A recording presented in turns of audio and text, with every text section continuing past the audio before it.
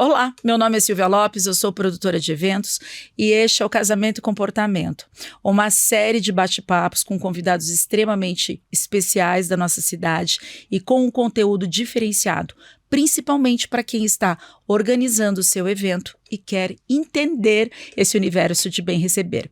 Hoje eu tenho os 3 maiores players do nosso mercado quando nós falamos em gastronomia e espaço para eventos.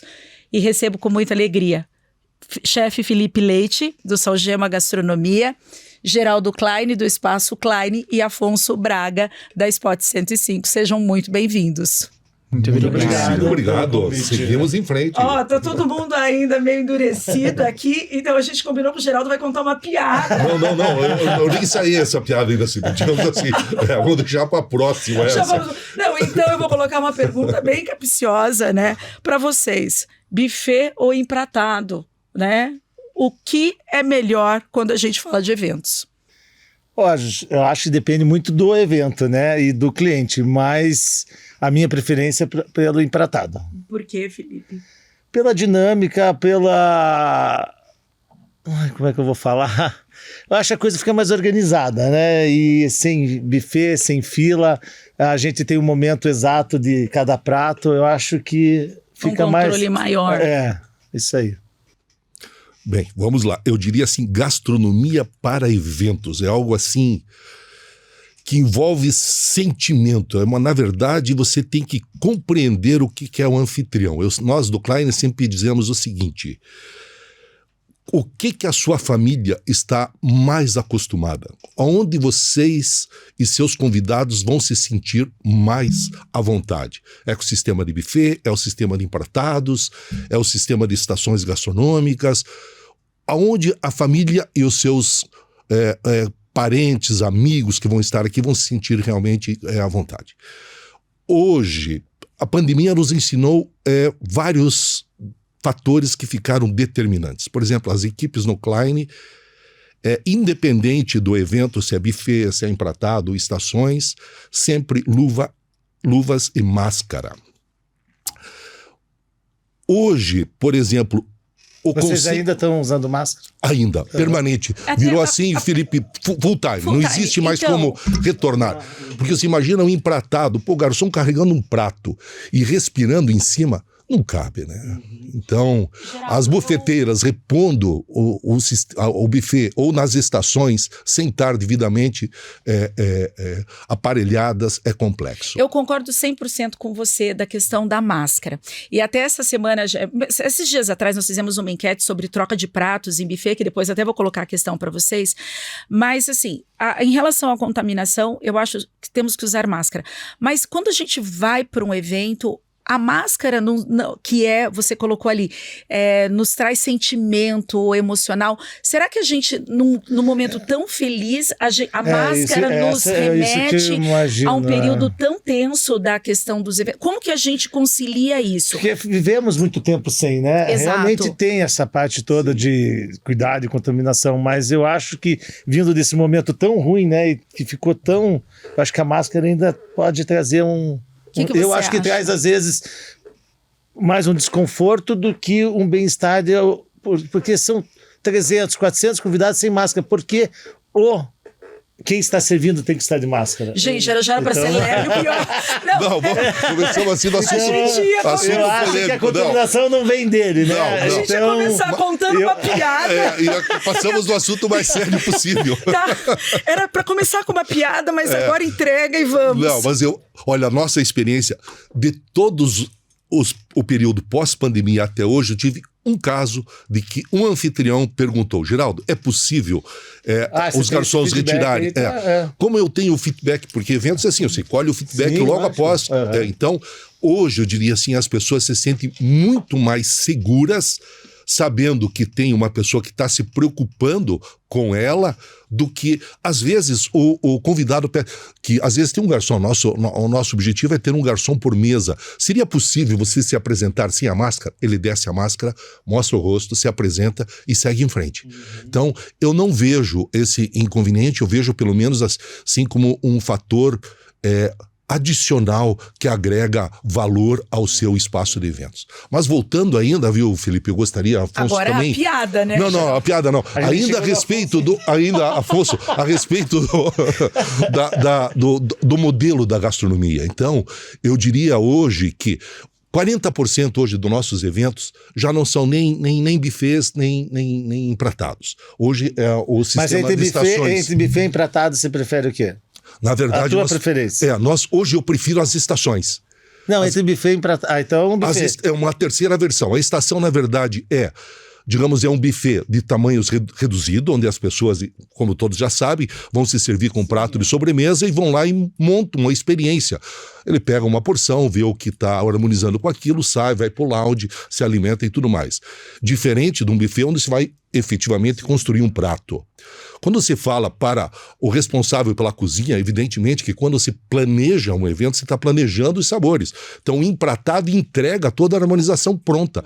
Enquanto que no buffet as pessoas se perdem. Ela coloca lá isso que eu acho. uma musseline, um peixe... como chefe e entregar a gastronomia, eu prefiro o empratado. Mas hoje a versão da estação, talvez esse modelo que é São Paulo... Até pela dinâmica do evento, São Paulo é esse tipo de evento, né? Eu acho que o problema com a comida a noite inteira, o tempo inteiro, a gente cria uma timeline, começa com uma experiência 1, 2, 3, 4 e vai até lanche na madrugada, até café da manhã. Eu acho que no buffet a experiência gastronômica se perde um pouco, né? Porque você tem todos os pratos naquele mesmo momento, na mesma hora e no mesmo espaço. Né? Porque às vezes também é inconveniente para o convidado se levantar e se servir novamente, ele já faz aquele prato, ele mistura bobó de camarão com estrogonofe e o tornedor de mignon, o mesmo prato, e a gente não entende, e uma folha de alface, porque essa é uma outra Silvia, uma briga talvez, com vocês. Mas talvez isso seja por comodidade, porque ele não quer se deslocar até a fila 2, 3 vezes. Então ele monta esse prato que nem ele entende como é que vai ser. Então eu diria assim, ele quer evitar a fila e tudo mais. Tá? Vamos misturar. Mas com certeza para um evento mais descontraído, os formatos dos eventos de São Paulo, que agora só que estão chegando aqui, que já tem há muito tempo. Porque Curitiba é bem mais conservadora, né? Em modelo de estrutura de evento, de tudo, né? Do comportamento. A gente tem um treino bem mais rígido e a gente também percebe, eu não sei vocês, mas assim, que a gente parece que está numa transição de convidado. Então você tem aquele convidado que está acostumado com um roteiro rígido e ele precisa disso para entender o evento, senão ele se perde. Sim. E uma nova geração querendo um evento muito mais descontraído, muito mais de experiência, sem protocolos, mais organizado, né? Porque as pessoas, às vezes, elas sem protocolo, mas totalmente organizado. Porque exatamente. O não ter um protocolo não indica que ele, às vezes, ele precisa ser... Não, ele tem um protocolo, só que, digamos assim, um protocolo light, camuflado. Mas ele é um evento organizado, né? E é muito interessante que, às vezes, a gente vê até um embate de gerações, né? Pais querendo um serviço que eles conseguem compreender na sua cadência, e daí os noivos, né, novos, não, mas a gente foi em tal lugar e era assim, e daí daquele embate. Mas sabe, Silvia, né? Eu até entendo, quando eu converso com, digamos, eu digo assim, a geração Z, né, Felipe? Afonso, eu sou da geração A. Então, a Z tem um negócio violentíssimo. Mas a experiência que eles querem é alguma coisa assim, que a festa não fique congelada. Terminou a cerimônia, entrou no salão, está aberto a mesa de doces, está aberto as estações, está aberto o bar, cada um faz o que quer, a pista de dança começa a rodar e tudo mais. Enquanto que os pais talvez ainda não aceitam esse modelo. Não, eu quero ter uma mesa para chamar de minha. Os meus amigos. Mas sabe, Silvia, daí eu pergunto, mas por quê? Daí ela faz o seguinte: poxa vida, raciocínio. Eu vou ter uma mesa, vou montar o mise en place completo, vou colocar os arranjos e tudo mais. Terminou o jantar, a pessoa levanta, vai se confraternizar, vai para a pista de dança e tudo mais. Aquela mesa ficou por um curto intervalo de tempo. Quando ela falou, não, Geraldo, priorizo daí a decoração aérea, outros detalhes que vão encantar mais o evento do que apenas uma mesa, que vai ficar por um curto período de tempo. Então, eu como engenheiro, eu vejo pelo lado lógico. Então, evidentemente, quando nós temos os eventos de estações, nós deixamos alguns lugares, que eu falo assim, para os veteranos, que vão ter essas suas mesas, que ela pode garantir, digamos, no evento de 200 pessoas, talvez a gente mantenha 80 lugares para os veteranos, para poder acomodar ainda esse período de transição entre as estações e esses novos conceitos. E esses novos. E você, Afonso? Eu concordo com o que o Geraldo falou, que eu acho que assim, as gerações mudaram e os conceitos de festa mudaram bastante. E assim, também o pós-pandemia mudou muito o conceito das pessoas, como veem as festas. Eu, antes da pandemia, não trabalhava com eventos, mas eu ia em eventos, né? Então, a Sport 25 abriu pós-pandêmico, né? Então, você já pegou essa safra nova de comportamento. A safra nova de comportamento. Mas tem coisas que eu acho que eram mais divertidas antes da pandemia, que eu acho que era tudo mais solto, mais leve. Eu acho que tem coisas assim que mudaram, que até mesmo o tamanho das festas, eu acho que diminuiu um pouco o tamanho da quantidade de convidados. Eu sinto isso bastante. Da mudança da festa, acho que eu tive até essa conversa com o Geraldo há um tempo atrás. Existe um estudo, né, internacional, na verdade é um estudo americano, eu acho, né, que as festas vão ter cada vez menores, porque as nossas relações, elas também diminuíram. Por exemplo, a minha avó teve 4 filhos, os meus pais tiveram 2, eu optei por ter 1, né? Tudo está encurtando. E o que a gente observa também nesse novo cenário é que os clientes optam por diminuir o tamanho para aumentar o ticket. Sim, aquelas festas que eu tinha de 1.000 pessoas servindo estrogonofe de frango, arroz branco e batata palha do saco, tá? Do saco, não era? Porque tem uma batata palha gourmetizada, do saco, que a gente via, né, o buffet abrindo. Essas festas, elas claro, podem existir, né? Toda exceção é burra, né? Mas enfim, elas podem existir, mas a gente percebe até clientes que querem investir menos, com poder aquisitivo menor, eles preferem reduzir, mas dentro da realidade financeira e social deles, eles fazerem um upgrade na entrega. Então, penso eu, a gente teve festas de casamento, né, pós-pandemia, de 30, 50 convidados com ticket de investimento altíssimo. Altíssimo. Eu vou ter amanhã lá no Spot um casamento para 40 pessoas. É um novo cenário que tá vindo e a gente vai ter que se adaptar a isso, né? Sim. Pós-pandemia a gente fez assim, algumas residência que monta uma tenda, né? Aquela estrutura que fica linda, né? Cristal e tudo mais, e com a gastronomia top. E a gente, como espaço, tem que se reinventar, porque às vezes a gente fala assim, a gente começa a partir de 50 pessoas, mas tem uma pessoa com 30 pessoas que quer fazer um casamento lá, que ela vai pagar tanto quanto a pessoa de 50. Sim. Então, e eu percebi isso, porque a gente faz os patrocinados, né? Do lead da Facebook, Instagram, Google, e nesse tempo que eu fiquei 2 semanas fora, e daí eu pego o relatório todo final de dia, eu pego com uma equipe comercial o relatório dos leads que vem de eventos. Assim, 60% dos pedidos de eventos eram de 50, 60, 40, 80 pessoas no máximo. O número de pessoas. E o meu espaço comporta muito mais pessoas. Então, eu fiquei pensando, será que eu tô fazendo a minha campanha errada para o meu público errado?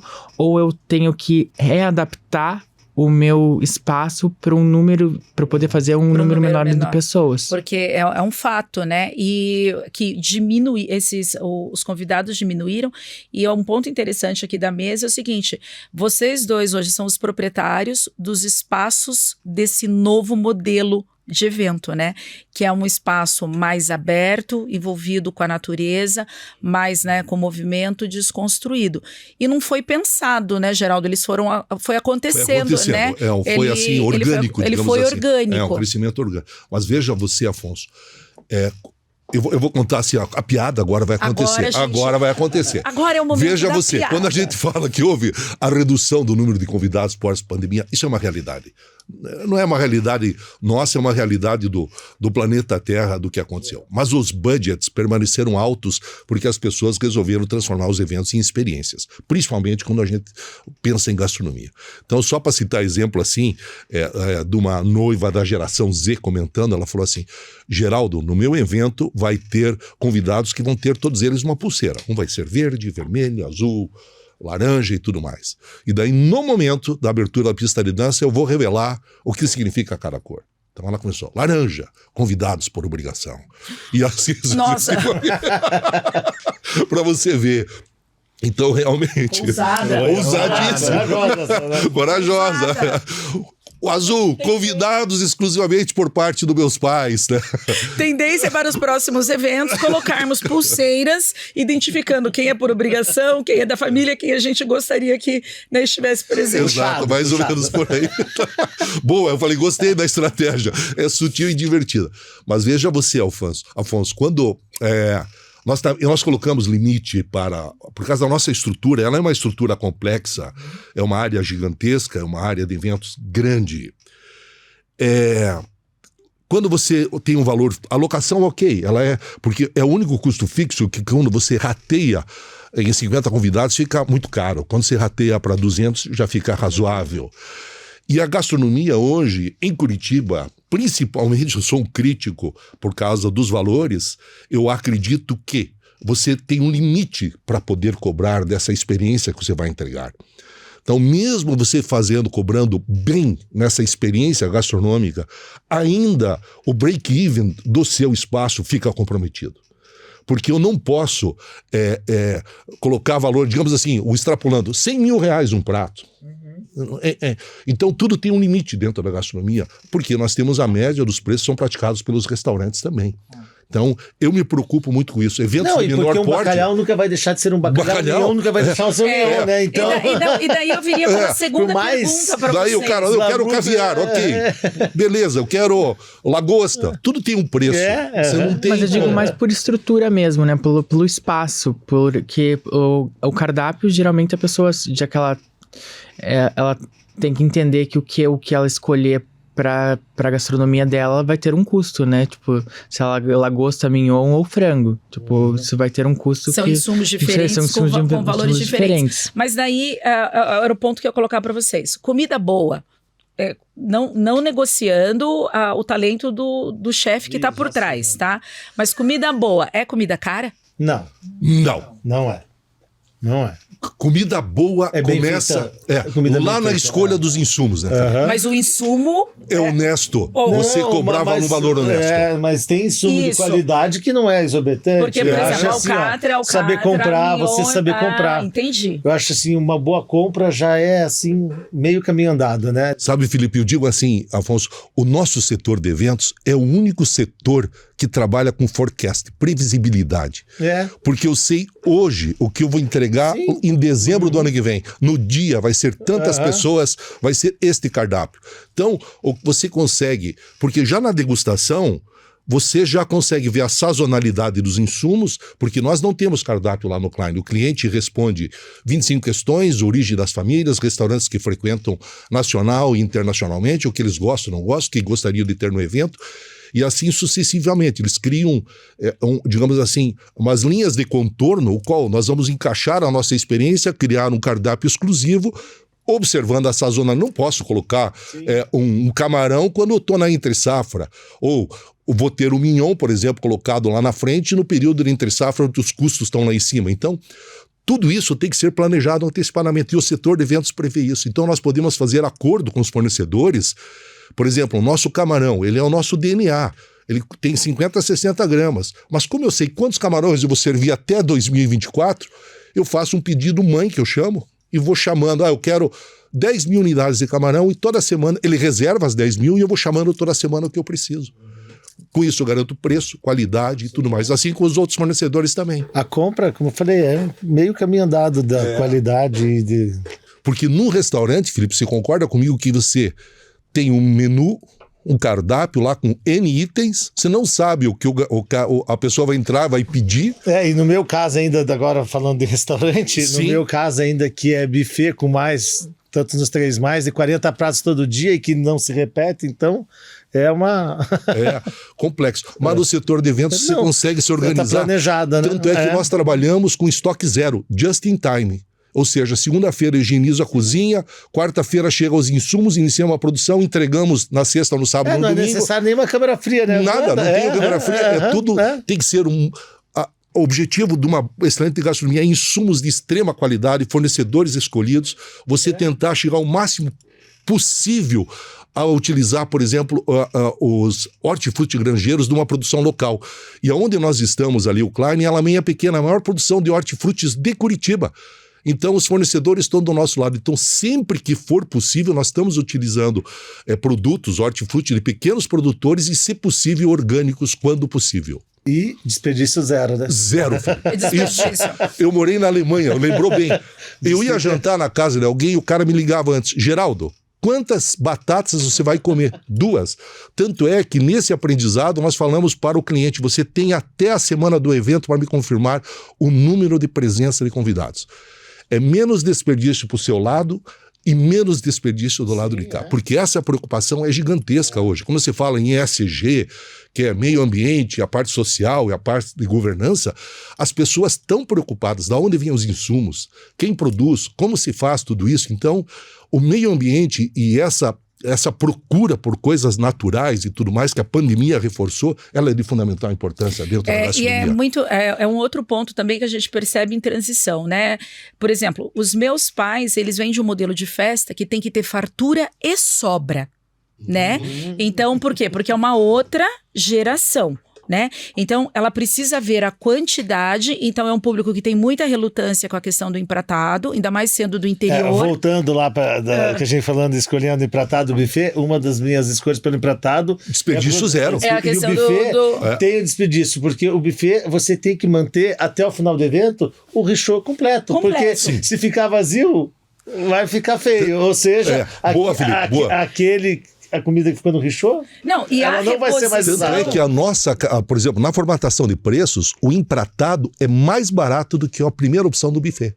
Mas isso mudou agora, né, Geraldo? Porque, assim, é uma coisa nova, porque sempre o empratado veio acompanhado da má fama de ser um serviço muito mais caro. E depois, como a gente teve essa renovação na gastronomia, eu falo assim, profissionais que entendem de economia, que entendem do contexto social, assim, são profissionais multitarefas, talvez o termo, eles perceberam, fizeram a conta, não, sai mais... Custa mais manter isso que o Felipe falou é caríssimo. Custa 40% de consumo no richô substitui novo. Exato. E um richô não pode estar vazio, porque não tem sensação... Nem vazio. Não tem sensação pior numa festa quando você até a última pessoa servir, ele vai estar lá. Ele tem que estar. E um ponto que eu ia colocar para vocês, a reposição do buffet é sempre muito feia, né? Esses tempos atrás eu vi uma reposição que as peças eram muito bonitas, os richôs, e veio um garçom da cozinha com uma bacia. Daí ele pegou a bacia isso e virou. Fora de questão. Não pode existir isso. Então, não pode, mas ele são existe. Regras, talvez seja o básico do básico do básico. Então, mas é que daí eu entro para vocês numa outra questão. O quanto atender um grande público é algo muito difícil. Manter a qualidade... Serviço, Silvia. O serviço. Aonde... a minha pergunta é, quando a gente fala em gastronomia de eventos, quanto é a responsabilidade do chefe, de quem está no operacional lá dentro, na cozinha, que é uma turma. Depois a gente tem a segunda, que é a operação dentro do maître de metria. E depois eu acho que a gente tem uma terceira, porque, por exemplo, esse episódio que eu estou colocando para vocês, que não importa onde, quando, não é uma caça às bruxas, foi muito... Eu fui lá e perguntar, foi da leitura da equipe. Ele queria resolver rápido, era o que tinha, ele pegou e levou. Falei, você não pode ir para o salão com a bacia, com arroz. Falei, né, não tem. E é muito interessante a leitura dele. Ele falou para mim, estava vazio. Eu precisava resolver. Então, na leitura do problema dele, porque assim, a gente trabalha com equipes, né? Eu posso ter uma leitura, um entendimento, mas eu dependo da mão de obra na entrega. E na hora ele queria resolver. Mas a gente trabalha com pessoas, né? Por mais treinamento, chega uma hora que você não sabe o que passa. Você não controla, você tem uma coisa que Você não sabe que um garçom pode falar numa mesa, né? Você não sabe que um repositor pode. Então, isso é bem complicado. E vem muito do entendimento da pessoa. Ele quis resolver o problema. Silvia, veja você. Todo evento eu coloco câmeras em cima dos... Por exemplo, hoje, se eu for colocar se eu olhar o futuro, a tendência é as estações gastronômicas. Se eu olhar o presente e um futuro pouco distante agora, é empratados. 80% do nosso serviço é empratados, o restante está em buffets e estações. Quando é o sistema de buffet ou estações, as câmeras hoje são facilmente colocadas. Você coloca uma câmera possível conectada à cozinha. Então a cozinha está enxergando em real time o que está acontecendo lá na reposição e tudo mais. E você ter uma equipe competente de maître e repositoras, na verdade, quando você coloca no orçamento, por exemplo, quantas repositoras você ter? Poxa vida, se são um número X de pessoas, existe uma proporcionalidade do número de reposição. E a nossa estratégia dentro do buffet não são, digamos assim, rechôs gigantescos, não são travessas gigantescas, são travessas menores, rechôs menores, para que você evite que você espere muito consumo para poder substituir. Então são, digamos assim, lá no background, lá na cozinha, tem várias pré-produções já pré-elaboradas, aonde a pessoa com uma pequena lá, ela consegue fazer uma reposição muito mais rápida e muito mais assertiva. Agora, no empratado, por exemplo, nós temos um limite. Não importa se é 200, 400 ou 500 pessoas, se é 3 ou 4 pratos. O nosso limite é 1 hora. Não existe serviço de empratado com mais de 1 hora. Até porque, em proporção, você vai estar com gente trabalhando. Para 100 pessoas, você tem tanta, 200. Sim, a proporcionalidade, tanta, Felipe, né? exatamente. Então, realmente não pode demorar mais do que isso mesmo. E mesmo assim, você pensando, colocar 4 pratos, colocar um intervalo entre um e outro de 15 minutos, é uma eternidade para quem está lá na mesa.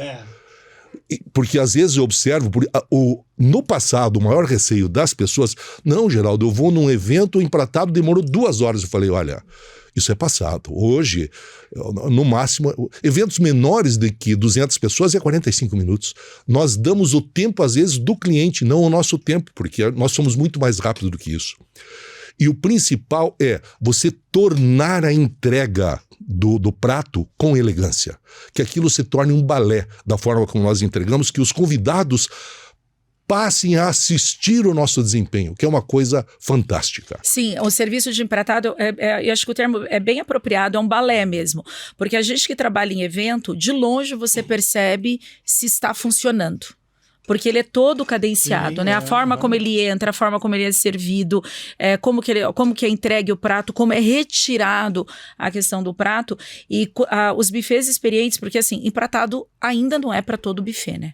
Muitos não conseguem fazer esse serviço. Mas quando você observa ele um pouco afastado, você vê que realmente é uma dança, né? Que um serviço bonito de gastronomia é um serviço cadenciado que as pessoas entregam. E Afonso... Principalmente ainda, desculpa, Silvia, mas o que eu queria dizer é o seguinte... principalmente calibrado nas quantidades. A outra preocupação das pessoas é que é pouca comida. Imagina. É verdade, do pouca comida. Não, Silvia, imagina, faz a degustação, experimenta. Na degustação, nós servimos exatamente como vai ser colocado no dia do evento. Quando eu sou convidada para as degustações de vocês, eu falo, ai gente, não, mas eu tenho uma reunião. Faz o meu sem risoto, faz o sem massa. Por favor, faça isso, tira isso. Porque, não, se a degustação, se eu for em todas as degustações, é obesidade mórbida no fim do ano, né? E a gente que trabalha junto, que dentro da cabeça, sempre eu ganho o agrado dos maîtres. Silvia, vem aqui, come isso aqui. Eu falei, para de me dar comida, entendeu? Mas esse ponto do menos, eu acho que ele é super relevante, Geraldo, porque aquilo que eu estava te dando de exemplo, né? Os meus pais, uma parte, né, da minha geração vem da fartura. Sim. E agora a gente percebe também eles, mas não é pouca comida? Não é isso, mas daí a pessoa vai... Gente, a gastronomia ela é uma ciência, ela é pensada, Silvia, né? Eu brigo assim com a minha equipe, falo assim... E, às vezes na degustação a pessoa pergunta, Geraldo, meus convidados podem repetir? Eu falei, devem. Quando acontecer isso, eu coloco assim, nós temos um livro que a pessoa que pediu para repetir vai assinar e vai constar no Guinness, porque a quantidade e a forma como nós... Porque eu sou engenheiro, então... do meu ponto de vista, tudo é estatística. Para que a gente chegasse na porção coerente do mignon. Quantas vezes nós servimos como nós temos eventos toda semana, nós podemos fazer essa métrica facilmente. Do peixe, do bacalhau, do camarão, tudo isso já está previamente estudado. Então, nós sabemos exatamente o que o público feminino, o público masculino, os jovens, e nisso nós tiramos uma média a cada evento. E essa estatística, que nem uma inteligência artificial, a cada evento eu vou alimentando a minha planilha e a cada evento a minha precisão vai aumentando. Tanto para o sistema de empratados como para o sistema de buffet e de estações. Porque no momento que você faz o controle e o gerenciamento disso, você tem que ter uma visão de empresário para saber exatamente calcular o seu custo. para poder ter um preço honesto. Pra ter o né? preço. Mas daí, a partir disso, eternamente nós vamos ter mignon nas festas? Nunca a gente Pois vai... é. Porque, olha, eu vou falar pra vocês. Eu sou um que não como mais mignon. Vocês têm que me explicar esse frenesi com mignon, porque eu não sei se meu gosto é muito rudimentar, mas eu gosto de um entrecô, de uma carne pesada, mas pro evento... Eu acho que vai longe ainda, Silvia. O mignon, Eu acho que a gente não vai conseguir romper Não, com isso. Com certeza não. Vamos lá, Felipe Afonso de Lã. Eu nasci açougueiro, então proteína é comigo. E engenheiro de formação. Eu diria assim, no meu questionário da personalização, que a gente chama de tailor-made da gastronomia, porque é injusto vir um casal que tem... Então eu sempre digo assim, deixe-nos construir o seu food stories. Me conte a sua relação. Qual o prato que te encantou quando vocês viajaram juntos? Qual o prato que vocês estavam desfrutando quando vocês se conheceram? Isso, me conte isso nesse questionário. E lá tem uma pergunta específica sobre o mignon. Todos os eventos que vocês vão, o mignon é o protagonista. Qual que é a sua sugestão? Todos colocam entrecô e tudo mais. Mas tem uma outra opção? Tem, existe. Qual o que é a subuco, lógica? tem um estinco, tem carne de cordeiro. De aceitação? 10 eventos, quantos você faz com esse? Por exemplo, o carneiro, Rodrigo, era um negócio assim, o cordeiro era uma carne que até antes da pandemia existia uma certa relutância, digamos assim. Hoje, está um sucesso total. Mas ele como a opção principal? Normalmente a pessoa ou coloca... a segunda, Não. tipo uma opção, tipo, eu posso escolher cordeiro também. Porque tem público que rejeita muito o cordeiro, Geraldo. A gente já teve eventos de só ver o cordeiro, coitado, indo e voltando. Eu fiz um empratado numa residência para 350 pessoas. O prato único foi uma polenta com cordeiro. E a aceitação? Teve 100%. Não teve nada de voltar pratos, essas coisas. Não. Mas veja você, Felipe. Teve uma mesa de antipasto e finger food, assim, bastante, né? Mas teve alguma coisa Não, a mesa de antipasto era gigantesca. Entendi. E finger também. Mas o prato era um prato único, polenta e cordeiro. Que maravilha. Veja você, hoje, porque a estatística, ela, digamos assim, junto com a inteligência artificial que eu determino, ela é determinante para o teu controle. Eu digo assim, hoje a minha estatística assim, camarão, qual que é o índice de rejeição? É 20%. 80% come, 20% não come, mas quem come um, come dois. Carreira e cordeiro, então... O camarão que vocês servem, eu como 3. O Dalmi já sabe, o Fabinho também, eles me trazem 3. Eu quebro a média. Hoje, Felipe e Afonso, eu estou fazendo o seguinte. Por exemplo, a pessoa escolheu uma entrada, um peixe, um bacalhau, e a seguinte proteína ela colocou, Geraldo, eu quero carreira e cordeiro e mignon. Estatisticamente, pelo nosso histórico, eu vou programar a minha produção na cozinha. Porque eu sei o nível de aceitação do cordeiro e do mignon. Hoje eu diria assim, 60% da minha produção nesse caso seria mignon e 40% cordeiro. Eu imaginei isso também, 30%, 40%. Mas na conversa, na mesa, na degustação, você vai ver a pessoa... Não, eu quero o meu DNA no evento. A minha família gosta de cordeiro. Nós comemos cordeiro toda semana. Que gosta. Então tem que respeitar muito isso, sabe, Felipe? Mas hoje existe a possibilidade... Mas o mignon vai longe ainda. Não, acho que o mignon vai. Agora, o entrecô é difícil de você manter, porque ele tem muita gordura. Então, quando você coloca ele, é uma carne saborosa, mas só que ela perde a qualidade. Perde a qualidade. E o mignon, o correto dele ser servido, qual que é a altura dele? É o tornedor, né? Tornedor. Nessa aqui. Sela e o meio rosado. Né? Rosado, sem sangrar, né? Sem sangrar para o evento. Vamos lá. Na verdade, hoje o teu aliado numa cozinha de alta produção é tecnologia. É forno combinado. Os fornos combinados, né? Hoje, só explica o que é o forno combinado. O forno combinado é uma ferramenta poderosíssima que você controla temperatura, pressão e umidade. Digamos assim, quando eu falo pressão, eu digo ventilação e tudo mais. Porque o mais importante dentro de uma gastronomia para eventos é a regeneração. Quando você faz a pré-produção, como que você vai regenerar para entregar aquilo na hora?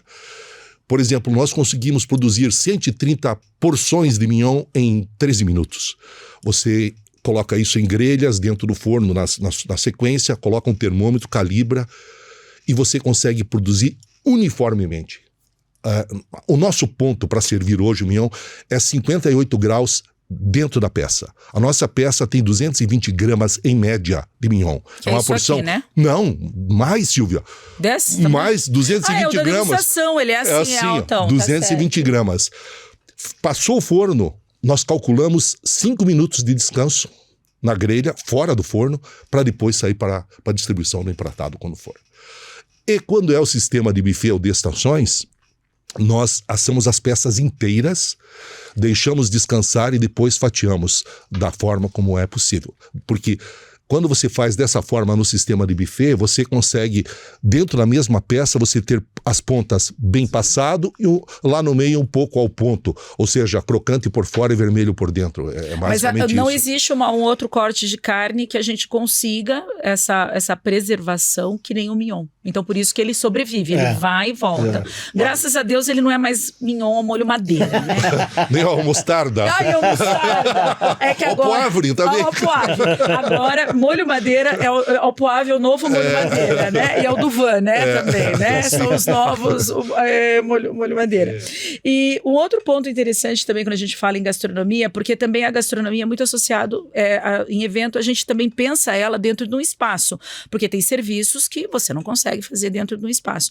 E um dos pontos muito interessantes da Spot do Klein é que a gente conseguiu trazer para Curitiba, que é uma cidade bem conservadora em movimento de eventos com movimento.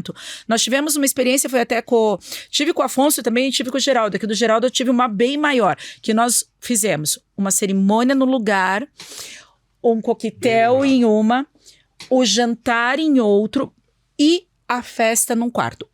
E um mesmo evento proporcionando experiências diferentes, tanto em espaço, em arquitetura, em decoração e gastronomia, né, Geraldo? Porque para cada momento a gente fez essa previsão. E no Spot nós também tivemos essa situação, né? Porque como a Spot tem espaços distintos, a gente consegue fazer um storytelling mesmo, né, de gastronomia para cada espaço, né? E é muito interessante como até o comportamento do convidado muda, né? E no momento ele está relaxado de um jeito, ele entra em outro, ele já se veste, né, num outro comportamento. Isso é bem Com certeza, eu acho que isso é muito legal, né, de você ter possibilidades de você esse dinamismo no evento, né, ele tá trabalhando diferentes espaços no mesmo evento. Eu acho que isso traz uma coisa diferente pro evento, né. Não, e o formato também, acho que da apresentação da gastronomia também fica muito mais rico, né? Porque, gente, como as mesas de antepassos que a gente fala, porque eu falo assim, nem são mesas de antepassos, mas são verdadeiras, sei lá, experiências gastronômicas, né? Como elas cresceram, né? Eu tive o último evento que eu tive no Spot, teve uma mesa que era... A Ana tinha feito uma mesa que era maravilhosa, assim. Eu falei assim, meu Deus, diferentes sabores, cores, texturas.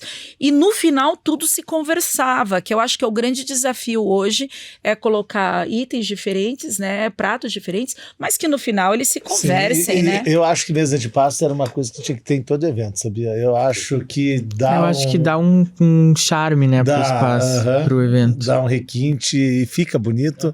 E já tem aquela comida ali, a pronta entrega, digamos assim, né? Não tem aquela... Mas eu sempre digo assim, a mesa de antepasto, filho, ela assim, eu gosto de ousar nela. Eu não gosto de pegar produtos prontos e abrir pacote. Não. Então, um salmão, né? Gravlax, um adoc.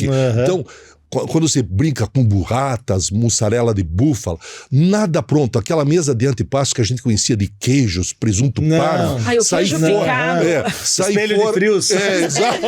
Não, isso não. Vamos inovar. Eu gosto dessa inovação, tá? Então, existem referências do Brasil, em São Paulo, aqui mesmo no Paraná, que parte para esse lado, uma diferenciação, saindo fora daquele tradicionalismo e colocando itens nobres, feitos, não abertos, como eu falei, abrir pacote. E é engraçado, né? Porque a gente está falando desse controle, né, dos insumos de quantidade, mas a mesa de antepassos traz aquele valor que a gente tem, que ainda conservamos, né, da fartura, né? Porque você olha, a mesa está ali, ela está servida, o seu convidado tem liberdade de se servir, que é um ponto muito importante, porque eu brinco com os nossos clientes, eu falo assim, gente, o convidado tem fome, tá? Ele quer fome, chegar, né? Gente, o convidado, ele tem fome, ele vai para comer. Eu vou contar a verdade para vocês. Lembra as pulseirinhas que o Geraldo falou, vai vir mais uma que todos tenho fome, né? Boa. Não é? Tenho fome. Por que você veio? Não, porque eu tenho fome, eu quero ouvir falar da gastronomia, eu quero comer. E eu fico muito assustada quando a gente vai para algum evento e a gente tem a sensação que o buffet está controlando aquele fluxo de comida. Como que funciona isso em festa? Existe uma cadência, acho que cada um pode colocar a experiência do seu buffet. O certo é ir cadenciado, ou, por exemplo, quando a gente fala em um coquetel, e daí eu até tenho uma segunda pergunta de coquetel, porque antigamente a gente tinha aqueles coquetéis de festas que tinham 12 itens, sabe? Era uma escola de samba passando, olha, agora vem tal coisa, agora vem tal coisa. E hoje nós percebemos que os coquetéis estão muito reduzidos, 3 itens, 4 itens, né? Tudo bem, eu sei que a gramatura sobe, você vai ter mais daquilo, mas como que fica essa questão? O ideal é certo fazer momento do camarão, momento do ceviche, ou e tudo junto. Como que funciona isso em festa? Não, eu acho assim, que começa pela parte fria no coquetel, né? Sempre eu passo a parte fria primeiro. E por que começa com a fria, sendo que é o quente que dá o conforto? Pois que dá saciedade. Mas a mente da gorda. O jantar você começa pela salada? Então, a salada é um outro ponto que eu vou colocar pra vocês daqui a pouco. Eu coloco assim, folhas, é só pra decoração. Isso. Ai, por favor. Não, só pra decoração, não, Felipe. vocês três, para de me chamar pra ir em festa. Olha, temos 3 saladas. Ah, gente, que eu quero comer rúcula com manga no dia da festa. Ah, por favor. Eu quero comer aquele camarão que dá sorriso pra mim. Volta lá. Não, e vai passando enquanto tiver gente pegando, né? Eu acho que não pode parar. Mas por que é o frio? Então, mas qual que é a lógica? Isso eu começo por essa lógica. Eu acho que nem tem, talvez não precisa ter essa lógica, mas eu começo sempre pelo frio e depois vou para os pratos quentes e o frio retorna, né? Mas dentro sempre de uma sequência. Sim, Em 1 hora de serviço, cada item vai ter uma... E depois eles se repetem, né? Depois chega o momento que todo mundo anda junto. Na Spot também é assim? Sim. Começa com frio, não. E você consegue controlar ali, sabendo o que está saindo. Vamos agora passar o camarão. Daí você já sabe se todo mundo pegou, então vai por praça, né? Então acho que fica mais fácil também. Se você sai com 3, 4 itens, você não sabe aonde já passou, sabe? Eu acho assim, Felipe, volta à estatística. Então, para nós, por exemplo, quando nós recebemos os convidados ali na área externa, no nosso lounge, onde existe uma estrutura provisionada pelos produtores de lounges, mesas, bistrôs que tem o suporte. Então, quando nós definimos por exemplo, vamos colocar 100 mesas de antepasto, nós estamos ali nas eu chamo de mini degustações, porque no Klein nós não servimos nada que tem inha, risotinho, polentinha, isso não existe, sabe? Eu digo assim, um casamento, poxa vida, então tem que ter um camarão, tem que ter um ceviche, tem que ter um tartar. Então, nós definimos a estratégia em função da logística como está sendo montado o evento.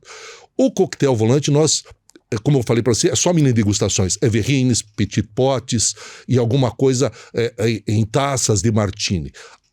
O coquetel volante, eu penso sempre em portabilidade. Como que o cliente vai pegar uma taça e como que ele vai se servir e tudo mais. Isso eu acho que é fundamental no planejamento. Tem que dar conforto, né? Conforto. Não, conforto e que a gente não se suje. Porque, também, por exemplo, não, sério, mulher, a gente... Você vai servir uma brusqueta, por exemplo. Brusqueta pra mulher, gente, por favor. O primeiro que a boca com o batom já gruda aquela farinha na boca. Segundo que você tem que fazer um one shot. Se for alguma coisa que você... Por exemplo, um blini, tudo bem, one shot. Agora, se for para dar uma mordida, 2, é complexo. Não tem como, né? Gente, brusquetinha, não. A gente agradece. Mas as quantidades ainda, Silvia, é importante o controle estatístico, porque você, por exemplo, no Klein, nós produzimos cada item, por exemplo, do volante, 20% adicional. Sempre 20% adicional. E temos as garçonetes por praça, cada uma fica gerenciando e tem a certeza de que todos os convidados vão receber um item, se alguém quiser para repetir, vai ter. Mas fazemos cadenciado, item a item, não saímos distribuindo 2, 3. Por exemplo, o camarão... Então, ele é servido, então, numa cadência para que você... Programada. Programada para que ele tenha, para que se tenha um controle do que o convidado Sai todas as comeu. garçonetes com um item só, todos... Por exemplo, no momento V0, terminou a cerimônia, as pessoas estão ali se confraternizando no lounge e tudo mais.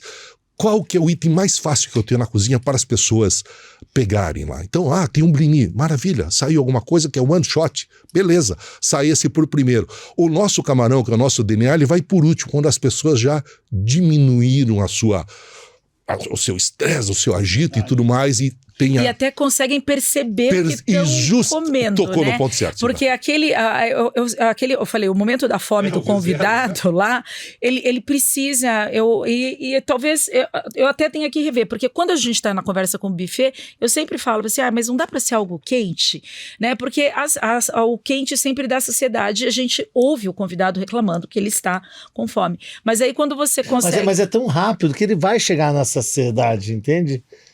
Porque se ele comeu quente, aquele geladinho depois ele vai ficar, vai ficar desinteressante. Ele vai ficar desinteressante. Entende?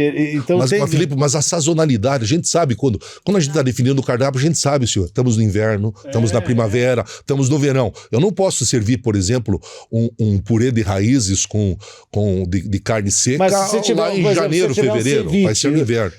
Ceviche no verão, pô, mas se tiver um ceviche, você vem com risoto, vem com uma massinha, vem com qualquer coisa. Depois do ceviche, ele fica desinteressante. Tem que ter uma ação cronológica para ser distribuído. Não, tá respondido. Você viu, a minha análise era, preciso fazer esse povo parar de reclamar que tá com fome. Dá uma polenta para eles. Daí o chefe já pensou, primeiro vamos no gelado para que a experiência, e no final, na hora que chegar, né, na parte sublime, que é o camarão, ele possa, além de comer, admirar. Olha que lindo esse Nós geramos esse uma ordem de serviço, Silvia, que está lá qual que é a sequência para servir cada item. Então a cozinha vai determinar, porque às vezes a utilização do mecanismo de tecnologia que eu tenho, o forno combinado, quando que vai entrar uma proteína 1, proteína 2, como é que vai entrar os volantes, tudo isso é programado dentro da cozinha. Então ela também tem uma sequência lógica para facilitar e aliviar a pressão na cozinha, né, Felipe? Entendi.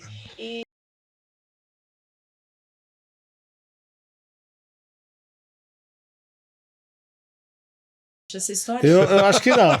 Eu também não.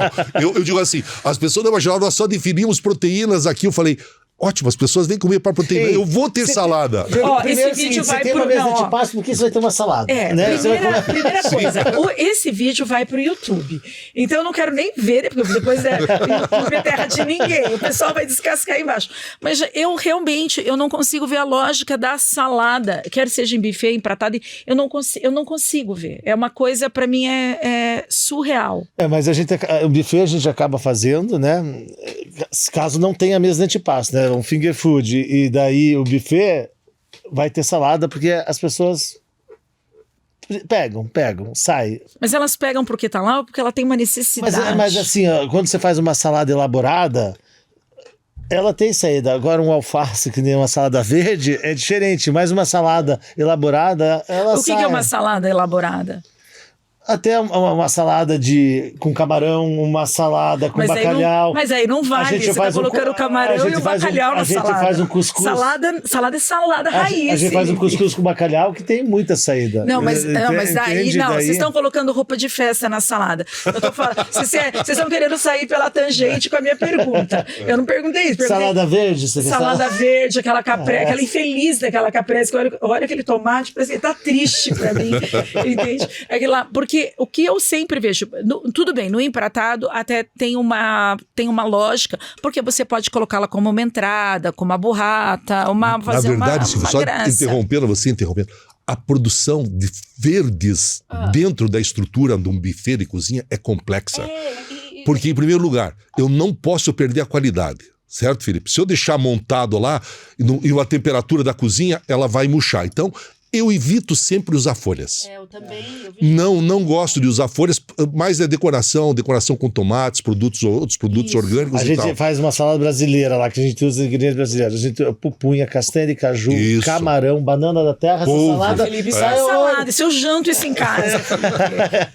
Então tem que saber pôr a salada certa no momento certo. Nós temos discordância sobre o que é salada aqui. talvez. E, Geraldo, Afonso, para os próximos anos, vocês que têm espaço, né, um espaço atrelado à gastronomia, qual o desafio que vocês veem para os próximos anos quando a gente fala em eventos? Vamos dizer 5 anos ou 10 anos aí? Acho que uma década é bom, né? 10 anos eu acho que é bom tempo. Desafio, eu acho que assim, a gente sempre tá se reinventando, né? Sempre ter uma novidade não ficar na mesmice, sempre ter alguma coisa pra você entregar o seu novo, né? Não ficar naquela E aonde você se inspira hoje para trazer novidade para Spot? Olha, eu olho muito pro Klein. Opa, obrigado, viu, Afonso? Nossa, imagina. Eu olho muito pro Spot também. Eu olho muito pro Klein. Eu acho que, tipo, o Geraldo é uma pessoa que me inspira muito. Eu acho que ele tem uma trajetória maravilhosa. E eu acho que as casas conversam bastante. Então eu olho muitas vezes o que o Klein tá fazendo, mas também eu olho muitas coisas de fora que eu vejo em São Paulo, que eu tem alguns buffets que eu vejo, que eu acredito que tenha na arquitetura, essa combinação do verde com arquitetura moderna. Eu acho que isso é uma coisa que traz muito uma facilidade para você trabalhar diferentes eventos dentro, né, com a decoração. Você acha que São Paulo está muito à frente da gente ainda? Eu acho, São Paulo e Rio acho que tá muito à frente. Eu também acho. Vocês acham? Eu acho o Rio de Janeiro, eu não vocês acho. não O Rio acharam? também não. Eu acho São Paulo, Rio de sim. Janeiro, Vocês não acham que a nossa distância Eu acho que o Rio não é que ele tá à frente, mas só que o Rio de Janeiro ele tem a beleza natural. Então, tipo, um evento no Rio de Janeiro, ele é diferente o astral, né? Tipo, quando você vai fazer... Isso com certeza. Então, Mas daí é uma característica...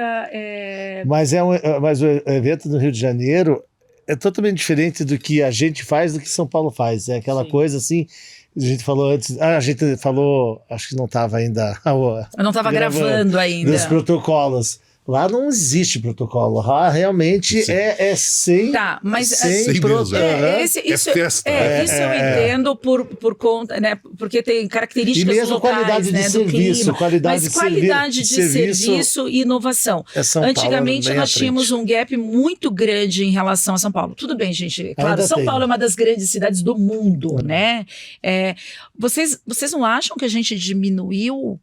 Porque antes, para comer bem, tínhamos que ir para São Paulo. Hoje, comemos muito bem em Curitiba. Mas em evento, em inovação, nós estamos ainda tão longe assim do... Olha, semana que vem eu tenho o congresso. Tô tendo que buscar coisas em São Paulo que não tem em Curitiba. Mas coisas. Eu vi que você está tentando tirar o microfone. Já vai terminar, tá? Mas deixa, porque o Júlio ali vai ficar. Que não tem, não vai gostar. Entende? Tá. Então, eles estão muito à frente.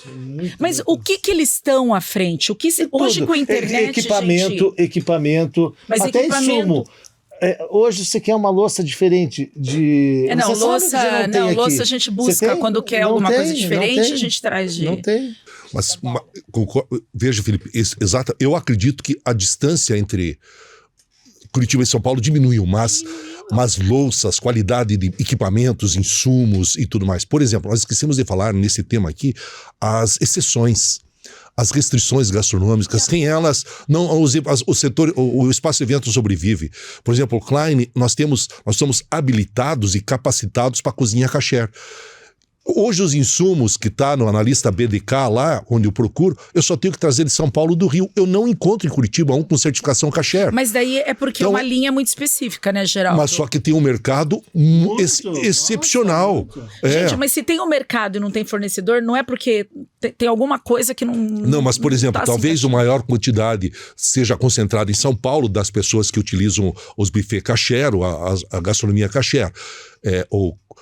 Agora, quando você vem para Curitiba, é incrível você trazer doces de avião aqui para Curitiba, porque não tem um vinho kasher, você não encontra.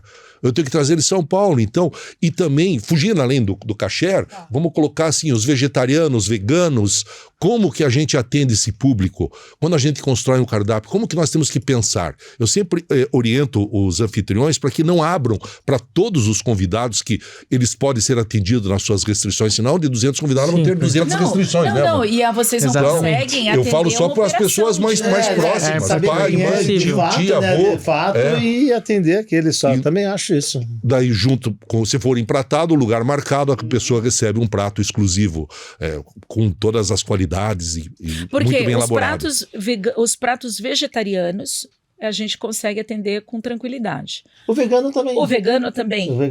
O mais difícil é o glúten. Né? O do glúten é... Porque o glúten, as pessoas falam, não, Geraldo, mas qual que é o teu índice que você tem? Qual o teu índice? Não, eu sou extremo. Então, a minha taça está contaminada. Está contaminada. O talher está contaminado. O prato está contaminado. Outra cozinha daí, não tem como... Exatamente. Tem que ser uma cozinha nova, pratos novos, é inviável a operação. O que é totalmente, não tem como... Porque tem contaminação na cozinha, né? Não tem. E daí da contaminação... mas Geraldo, e o que o Afonso pontuou nessa questão do desafio, né, para os próximos... E o que você vê hoje? Porque eu tenho de vocês dois é um pouco diferente, porque vocês têm um espaço um espaço atrelado à gastronomia, né? O Felipe é diferente, porque é só a gastronomia. O que vocês veem de desafio aí para os próximos anos? Eu vejo como espaço, assim, na Spot, eu acho que... assim, diferente do que o Geraldo pensa no espaço dele, eu quero começar a trazer eventos próprios do Spot. Trazer, shows, assim, por exemplo, uma Marisa Monte, fazer um jantar com... Sim, é um produto interessantíssimo.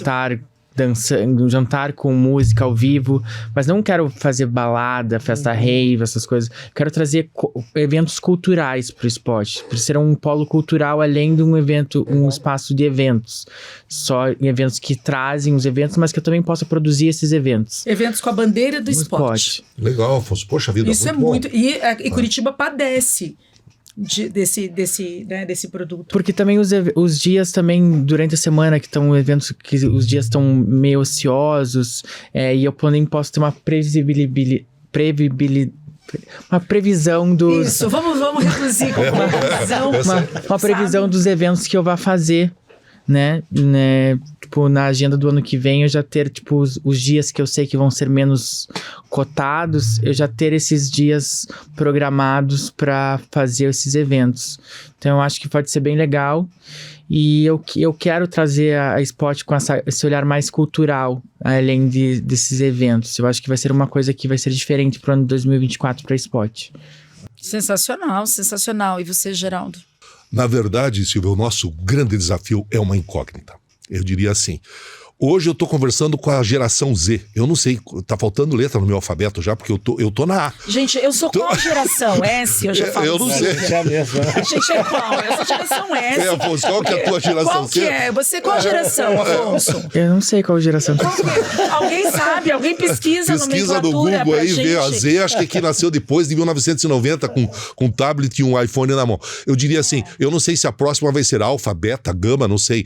E é entender estas pessoas. Por exemplo, eu gosto de viajar, que é um dos meus hobbies, e toda viagem, na verdade, é um evento gastronômico. Eu procuro frequentar os melhores restaurantes, procurar aqueles que têm estrelas Michelin, ver Portugal, é Espanha, é Alemanha, é o Japão, e procurar itens. Eu gosto muito do conceito street food. Então, quando eu vou, por exemplo, vou no Japão, vou lá no Market Fish. Pô, no mercado de rua, o que eles estão servindo? Quando você vai no Japão, que é ali do lado. Que é do lado, Japão. Eu diria assim, como é que o cara tá servindo uma vieira? Pô, uma vieira enorme. O cara pega um maçarico e fala, tchau, tchau. Negócio lindíssimo. Como que eu posso colocar isso dentro do Klein? Então, na verdade, acho que a maior inspiração que eu encontro hoje é no street food. A comida de rua de cada região. Lá onde tá as coisas raízes que as pessoas gostam. Que de fato eles comem, né? Exatamente. Então, às vezes, a comida não precisa ser sofisticada, ela tem que ser boa, ela tem que trazer aquecimento. Hoje, poucos itens você faz um prato sofisticado, né? Porque às vezes é difícil ter um cliente que opte pela sofisticação. Ele quer alguma coisa saborosa, uma apresentação legal, que eu possa replicar N pratos com textura, temperatura e tudo mais. Mas ele quer, essencialmente, uma comida boa. É isso. Porque, na essência, todos nós... Por exemplo, eu tenho o conceito de comfort food. O que é? Eu lembro da canja da minha mãe. Quem consegue replicar é minha irmã, a Célia, que vai estar me vendo. Ela reproduz aquela canja de galinha, que é igualzinha da minha mãe. Quando eu sento para comer aquela canja, eu me emociono. Porque é o momento que eu fujo desse mundo acelerado que nós vivemos hoje e consigo lembrar da minha infância, quando eu estou ali com a minha família, onde eu não tinha nenhuma preocupação do que eu detenho hoje nesse mundo corrido. Então, isso é mais importante. Então, essa conexão que nós temos que procurar com as pessoas. Não adianta eu impor as pessoas... Qual que é a tendência da gastronomia? É você. É o teu gosto, né? É o teu gosto. Imprima o seu DNA. Ah, não, mas eu não sei se não vai contentar nunca ninguém. Faça a festa do teu jeito. Ah, esses dias nós servíamos pizza no lanche da madrugada, na pista, porque o casal tinha se conhecido. Depois da balada, eles foram para uma pizzaria. E eles quiseram dar aquele toque para isso. Ah, também teve um outro que pediu, não. Nós saímos de uma balada e fomos comer um mini pão francês com lascas de mignon e queijo. Vamos servir. Então, nós temos que entender o que as pessoas querem. Não adianta nós queremos colocar tendências daquilo que a gente faz. Esse é o meu ponto de vista, sabe? É bem interessante essa leitura, porque, claro, a gente sabe que é um mercado que vive da tendência, mas que também a gente percebe agora esse mesmo mercado, porque a tendência também gera segurança, né? Ali deu certo, o meu também vai dar. Porque o casamento custa caro, o evento custa caro. Você também não quer arriscar o ponto de comprometer o resultado. Então a gente vê o cliente flertando com a inovação até um ponto. E hoje, né? Eu acho assim que todo mundo tem um pouco de chefe, sabe? Todo mundo... Isso, sabe? Chefe, né? Então todo mundo tem o seu gosto, sabe? Quer dar opinião, então acho que o isso... cara assiste o canal do YouTube, reproduz em casa. Quantos programas de culinária tem na televisão, né? Infinitos, né? Então isso é uma coisa que... Essa é um desafio.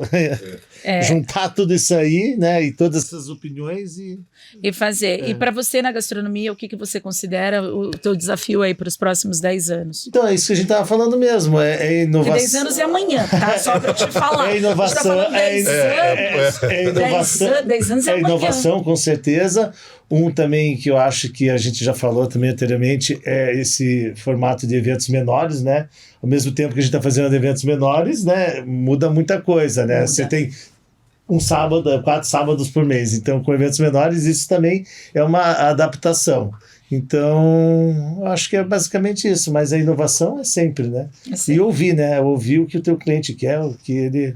o gosto dele. O gosto dele. E para encerrar... Mas já, Silvia, nem começamos ainda. Tem certeza? Elas estão ali do lado, ergue a mão, mas nem horário. Isso que tá todo mundo com água, né? Todo mundo quietinho com água, que vocês não ouviram o que foi antes e nem imaginam o que vem depois. Mas eu acho que é melhor ficar por aqui, né? Quando o convidado, a gente colocou essa enquete no nosso Instagram na semana passada, virou um salseiro, mas virou um salseiro que vocês não queiram saber. Quando o convidado se serve no buffet e ele vai repetir a refeição, ele tem que trocar o prato? Olha. Cri. Então, muito obrigada. Tem que trocar o prato. Eu acho então, também. Por isso que tem que ter um garçom na mesa, ele levantou, ele pega o prato e prato lá no buffet. Do lado do buffet. No buffet. Exatamente. Eu preciso, se vocês tiverem alguém que me possa explicar isso biologicamente, vai ser muito bem-vindo. Gente, não tem saliva. O convidado levantou, o garçom já troca, ele vai lá e pega o novo. E pega o novo. Como que ele se serve? Ele nem tem oportunidade de ir com o prato dele. Ele levantou, o garçom já pega o prato, ele já vai ter outro prato no buffet. Então, os nossos garçons estão treinados para que isso não aconteça, porque isso é um desafio que já afeta. Só o convidado andar até o buffet com o prato já. Debaixo do braço, Felipe, imagina. Gente, o sair- prato debaixo do braço. Tá louco. O prato debaixo do braço é um case. É um case. É um case. Gente, por que você põe o prato debaixo do braço? Sendo que o que você vai pôr lá, depois você vai comer. Me explica. Porque eu não Por isso que os entender. pratos, Silvia, tanto na estação quanto no buffet, do lado da estação ou do lado do buffet. Jamais o mise en place completo lá com o prato pro cara, senão ele vai sair com o prato. Então, isso não é viável, isso é ilógico. Então, esse é um outro dilema da atualidade. Porque a gente já se deparou, né, Geraldo, com essa situação, com eles aqui também, com todos vocês. O cliente tem uma louça diferenciada, o que ele quer? A louça na mesa. Só que daí o convidado dele põe o prato debaixo do braço, daí ele usa aquele prato para repetir que tem, porque para mim prato é bonito, pô. é o meu prato. Então, gente, por todas as vidas agora, o prato tem que ser trocado, porque ele tá sujo, tem saliva, vai servir de novo, o buffet tem que estar preparado e debaixo do prato não é um lugar pro prato. Não, definitivamente não. Não precisa, ele é teu. Tá tudo bem, ele é seu. Você não precisa colocar ele debaixo do prato, que a gente, quando olha, fica agoniado. Felipe, Afonso, Geraldo, muito obrigada pela presença de vocês, por terem dado um tempo de vocês. Eu sei que vocês têm uma agenda complicadíssima, a gente está com isso agendado faz um mês, né? Um mês negociando para ter a data. Eu acho que é muito importante dar voz a vocês, porque a gente que trabalha na produção, eu falo assim, a gente está toda hora ali conversando para a internet, mas um evento é feito muito pela escolha do seu espaço e pela sua gastronomia. Né? Essa é a estrutura de um evento.